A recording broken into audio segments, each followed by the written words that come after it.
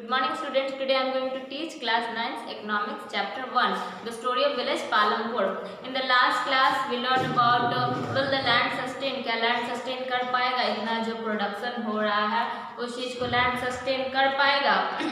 तो हम इसके बाद पढ़ते हैं how is land distributed between the farmers of Palampur। Palampur में जो farmers हैं उनके बीच में लैंड किस तरह से डिस्ट्रीब्यूटेड है, बटा हुआ है। जो हम लोग फर्स्ट वीडियो में ही हम लोग पढ़े थे कि पालमपुर में 450 फैमिली है, उसमें कुछ अपर कास्ट के लोग हैं, कुछ लोअर कास्ट के लोग हैं, और उसमें अपर कास्ट के पास जो है वो ज़्यादा लैंड और लोअर कास्ट के पास कम लैंड है। तो ये लैंड का डिस्ट्रीब्यूशन वहाँ पे किस तरह से है, पालमपुर में लैंड किस तरह से है। सबसे पहले हम लोग पढ़ेंगे कि लैंड क्या है। लैंड जो है वो सबसे इम्पॉर्टेंट है, फार्मिंग के लिए लैंड बेहद इम्पॉर्टेंट है।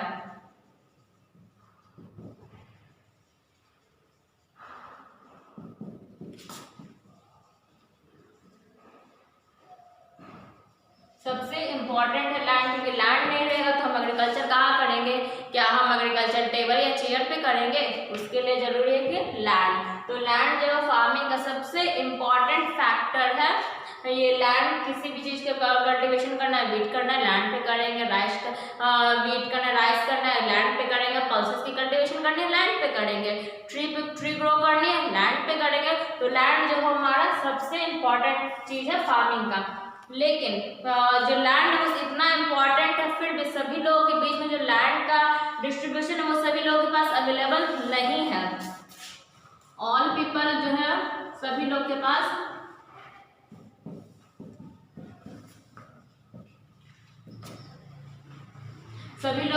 लैंड जो वो अवेलेबल नहीं है। कुछ लोग ऐसे होते हैं जो कि लैंडलेस होते हैं, बिना लैंड के होते हैं, जैसे कि जो लेबरर होते हैं, लैंडलेस लेबरर, उनके पास कोई लैंड नहीं होता है। तो लैंड इम्पॉर्टेंट फार्मिंग के लिए जरूरी है, लेकिन सभी लोगों के पास लैंड जो है वो सफिशिएंट मात्रा में नहीं है। तो ये किस तरह से लैंड है, लैंड अवेलेबल है। तो विलेज पालमपुर में किसके पास लैंड है, तो पालमपुर में जो स्मॉल फार्मर्स हैं, पालमपुर में जो स्मॉल फार्मर्स है उनके पास स्मॉल प्लॉट ऑफ लैंड है, उनके पास जमीन का छोटा छोटा प्लॉट है, स्मॉल प्लॉट्स है। स्मॉल फार्मर्स है तो उनके पास स्मॉल प्लॉट, जमीन का जो प्लॉट है वो छोटा छोटा स्मॉल प्लॉट्स ऑफ लैंड है। और जब वहां पे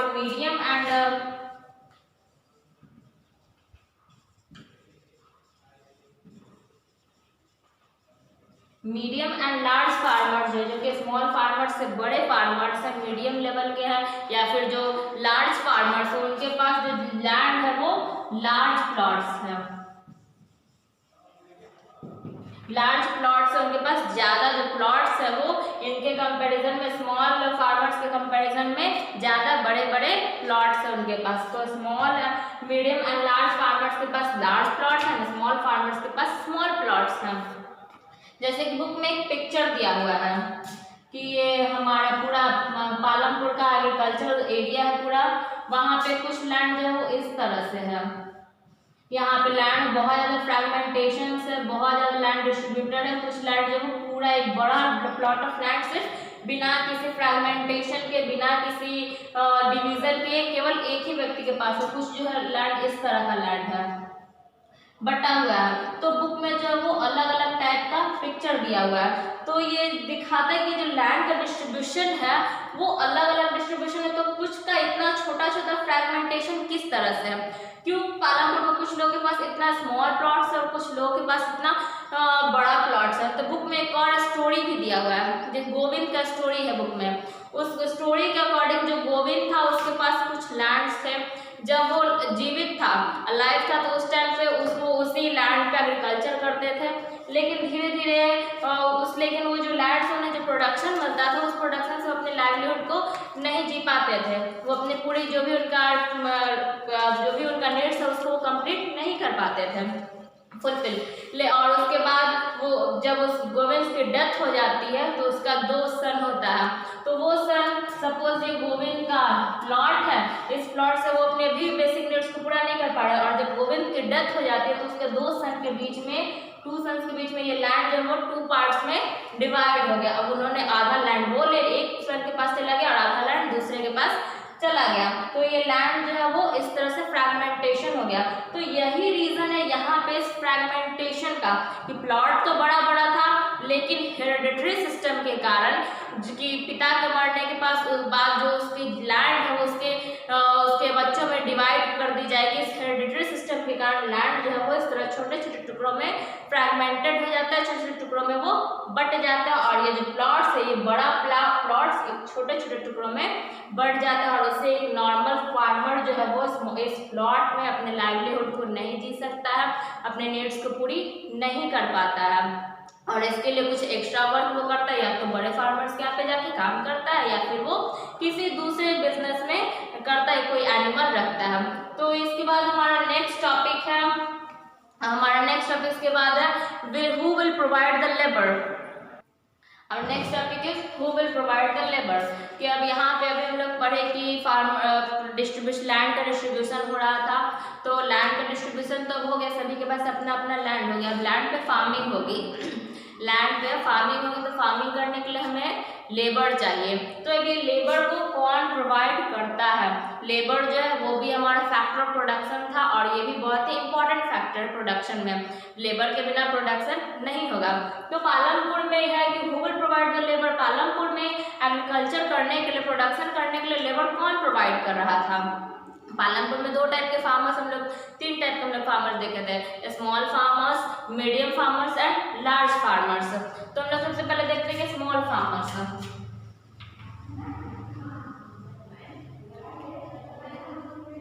स्मॉल फार्मर्स को लेबर कौन प्रोवाइड करता है?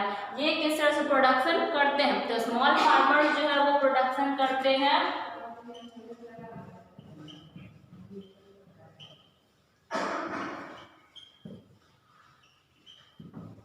With the help of family.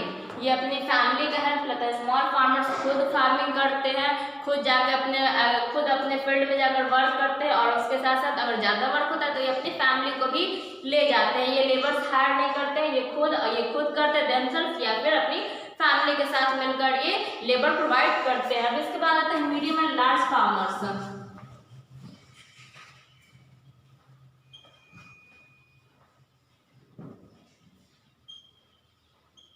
Medium and large farmers. Medium small farmers तो खुद और अपनी देमसेल्फ या फिर अपनी फैमिली के हेल्प से प्रोडक्शन करते हैं, लेबर प्रोवाइड करते हैं।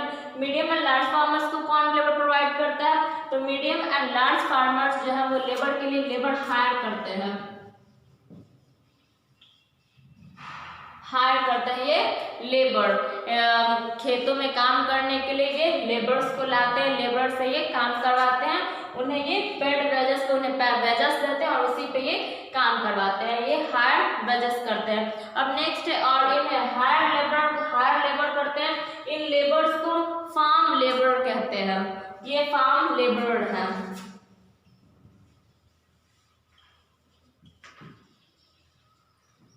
ये जो small medium and large farmers जो लेबर्स को हायर करते हैं अपने खेतों में काम करने के लिए, अपने फार्म में काम करने के लिए, तो इन लेबर्स को फार्म लेबर कहा जाता है। तो अब ये फार्म लेबर्स कौन होते हैं, कौन जाते हैं लेबर्स के यहाँ पे काम करने वाले? तो फार्म लेबर्स होते हैं लैंडलेस लेबर, लैंडलेस पीपल जिनके पास की कोई जमीन नहीं होती है वो होते हैं, और दूसरे होते हैं स्मॉल फार्मर्स।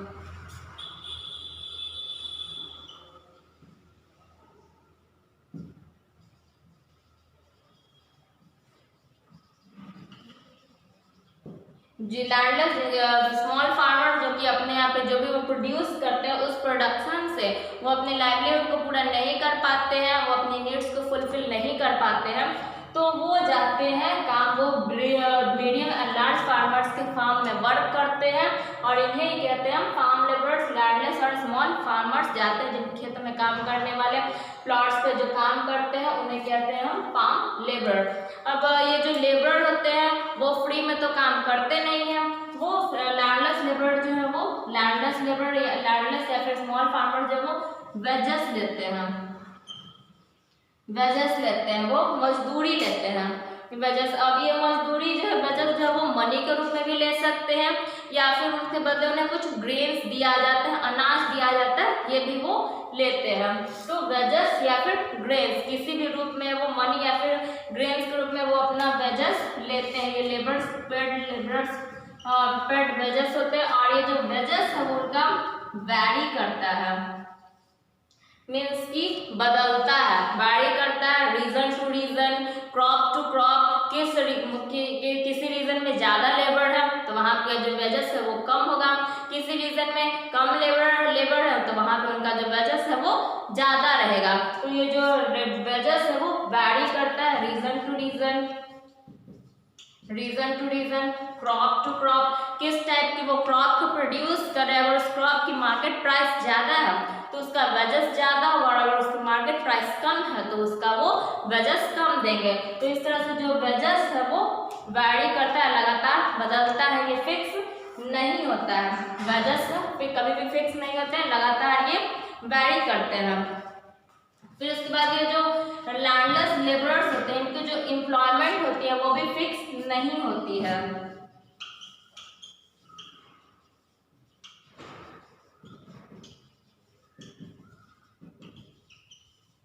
फिक्स एम्प्लॉयमेंट नहीं होती है, किसी सीजन में इन्हें काम मिलता है, किसी सीजन में इन्हें काम नहीं मिलता है। जैसे कि इन्हें जब प्रोडक्शन, जब ये फार्मिंग होती है तो जब खेत सीड्स को सोविंग का काम होता है सीड्स को, तो उस टाइम पे इन्हें वर्क मिलता है, उसके बाद फिर इन्हें कोई वर्क नहीं मिलता है, तो एम्प्लॉयमेंट इन्हें नहीं मिला।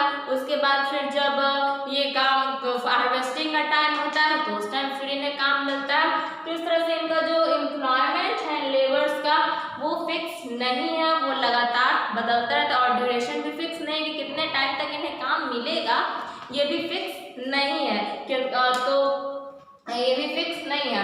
और फिर इनका जो वेजेस है वो डिपेंड करता है लेबर्स पे।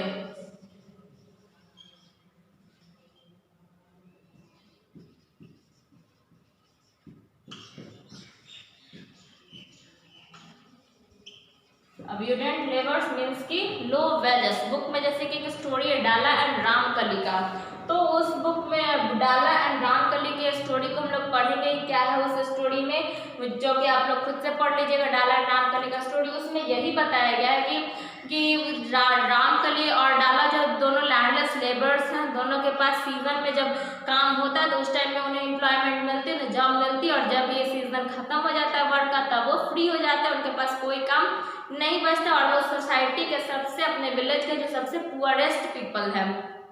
तो इस तरह से, और वो प्रॉब्लम की वो अपने लो वेजेस की बात करते हैं। वो बताते हैं कि इस टाइम उनके यहाँ पे बहुत ज़्यादा लेबरर्स हैं तो उनका वेजेस जो है वो बहुत ही कम कर दिया जाता है, क्योंकि जब लेबर ज़्यादा मात्रा में अवेलेबल हो जाते हैं तो उन्हें वेजेस कम दिया जाता है, और जब कम लेबर होते हैं तो उन्हें ज़्यादा वेजेस मिलता है। तो अब्यूडेंट लेबर्स मीन्स के लो वेजेस। तो इस तरह से इस टॉपिक में हमने पढ़ा कि किस तरह से गूगल प्रोवाइड द लेबर कौन प्रोवाइड करता है, लेबर्स कौन होते हैं, और पालमपुर में किस तरह से लैंड का डिस्ट्रीब्यूशन होता है। हम लोग तो हम लोग नेक्स्ट वीडियो में पढ़ेंगे capital needed in farming. So thank you.